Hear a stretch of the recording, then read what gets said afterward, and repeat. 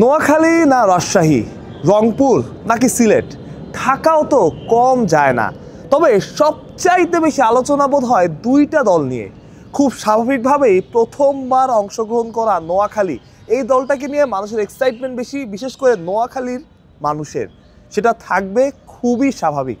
তার সাথে রাজশাহীকে নিয়ে আলোচনা এই কারণে, কারণ তারা যে দলটা করেছে খালি চোখে বা খেলার আগে কাগজে কলমে, সেই দলটা বেশ গোছানো, বেশ শক্তিশালী। শুধু মাঠে কিন্তু না, কিংবা নিলামের টেবিলে না, মাঠের বাইরেও নোয়াখালী এবং রাজশাহীর মধ্যে টানাটানি আছে। সেটা বিদেশি ক্রিকেটার নিয়ে, খুবই পজিটিভ ব্যাপার। একজন বিদেশি ক্রিকেটার, খুব বড় নাম, এর আগেও বিপিএল খেলেছেন। ইনফ্যাক্ট গতবারই বিপিএল এসেছিলেন একটা দলের হয়ে খেলতে, সে দলটা যদিও এবার নাই। সেই প্লেয়ারকে, আমি নামটা বলছি না, আপনারা হয়তো বুঝতে পারছেন, সেই প্লেয়ারকে এই দুইটা দলই নিতে চায়। দুইটা দলই নেওয়ার আগ্রহ প্রকাশ করেছে এবং তার সাথে যোগাযোগ করেছে। এমন একটা কথা আমি সাবধানতার খাতিরেই বলছি, গুঞ্জন আছে ক্রিকেট পাড়াতে। বুঝতেই পারছেন, দেশের পাশাপাশি বিদেশি ক্রিকেটার নিয়েও কিন্তু একটা খেলা চলছে, যে খেলাটা খুবই পজিটিভ। কারণ মানুষ বড় নাম দেখতে চায়।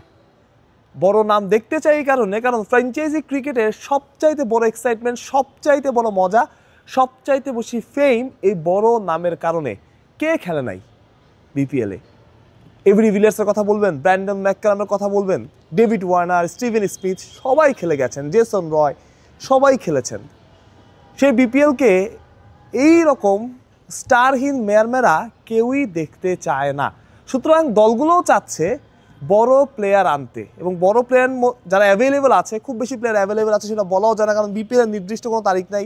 হুট করে আয়োজনের সিদ্ধান্ত হয়, সে তারিখ পেছায় আগায়, নির্দিষ্ট করে বলা যায় না। সুতরাং প্লেয়ারও কন্ট্যাক্ট করা যায় না। আপনি চিন্তা করেন, এসএল টি20 বা অন্য কোনো লিগ, বিগ ব্যাশের কথা চিন্তা করেন, এটা 1 বছর আগে থেকে নির্ধারিত যে এইখানে এই সময় লিগটা হবে, তো প্লেয়াররা তো ওইখানেই সাইন করবে, তাই না? আমরা বিপিএল শুরু কয়েক মাস আগে শুনেছিলাম যে বরিশাল এই প্লেয়ারের সাথে কথা বলে রেখেছে, এই প্লেয়ারের সাথে কন্ট্যাক্ট করে রেখেছে আনঅফিসিয়ালি। কিন্তু যদি সেটা হয়ে থাকে, এখন চিন্তা করেন, যে প্লেয়ারটা ফরচুন বরিশালকে কথা দিল ফরচুন বরিশালে খেলবে, হয়তো তার কাছে এসএ টি20 অফার ছিল, বিগ ব্যাশের অফার ছিল, সে ওটা না করছে। না করার পরে কি হলো? বিপিএলে ওই দলই নাই, সে এখন কি করবে? সুতরাং খুব স্বাভাবিকভাবেই যে এসএ টি20তে দল পাবে, যে বিগ ব্যাশে দল পাবে, সে বিপিএল খেলতে চাইবে না। এটা খুব স্বাভাবিকভাবেই বলা যায়, কারণ এই চুক্তিগুলো হুটহাট করে হয় না। এই চুক্তিগুলো হয় অনেকটা সময় আগে, এই চুক্তিগুলো হয় 6 মাস 1 বছর আগে। সেটা হওয়াটাই স্বাভাবিক। এখন ক্রিকেটারদের কাছে যে অপশন থাকে যে নিশ্চিত হওয়া একটা টুর্নামেন্ট রেখে অনিশ্চিত একটা টুর্নামেন্ট কেন খেলবে? হয়তো বিপিএল হবে, কিন্তু দিন তারিখের ঠিক নাই, কেন খেলবে?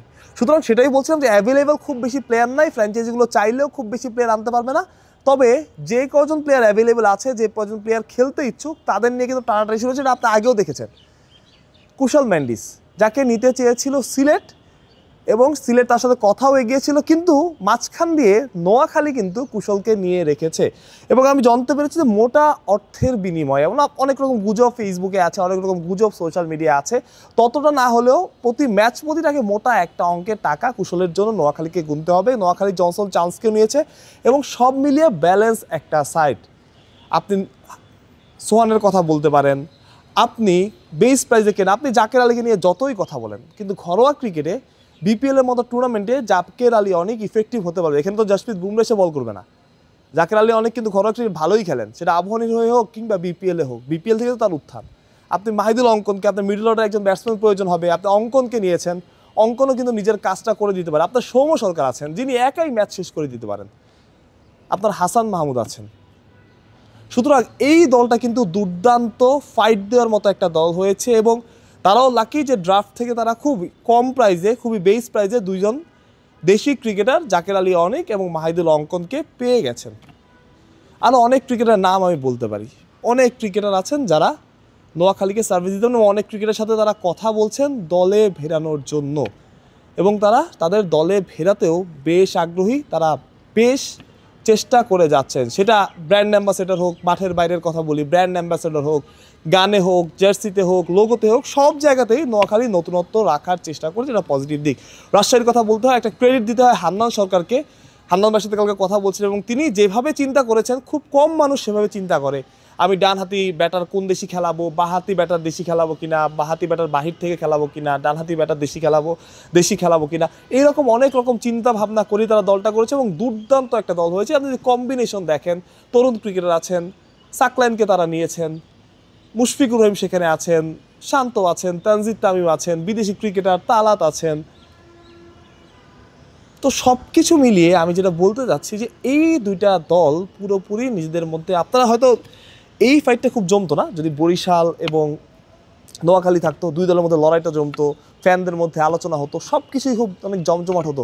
তবে যেহেতু তারা নাই, সেহেতু আমার কাছে মনে হয় যে এই ফাইটটাও জমজমাট হবে, যেখানে রাজশাহী এবং নতুন দল নোয়াখালী লড়াই করবে। নোয়াখালী রাজশাহী এমন একটা ব্যাটেলও আমরা দেখতে পারি, কারণ রাজশাহীর যে আশাটা ছিল গতবার, যে রাজশাহী ছিল, যে ফ্র্যাঞ্চাইজিটা ছিল, তারা মনে করেন খুব ভয়াবহভাবে ব্যর্থ হয়েছে এবং মানে এমন একটা সময় একটা রব উঠেছিল যে রাজশাহীর মান সম্মানটা বাঁচান।